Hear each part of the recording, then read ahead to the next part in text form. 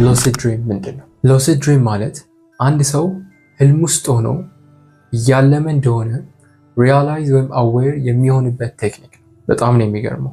ህልም ውስጥ ናችሁ፣ ግን ህልም ውስጥ እንደሆናችሁ የምታውቁበት መንገድ ነው። ማለት በሌላ አነጋገር አንድ ሰው የሚያልመውን ነገር የተወሰነ ሌቭልም ቢሆን ኮንትሮል ማድረግ ይችላል ማለት ነው። ሉሲድ ድሪም በጣም በብዙ ጊዜ ፕራክቲስ የምናገኘው ችሎታና ስኪል ነው። ለመጀመሪያ ጊዜ ስትሞክሩት ላይሆንላችሁ ይችላል። በጣም ብዙ አይነት የህልም አይነቶች አሉ።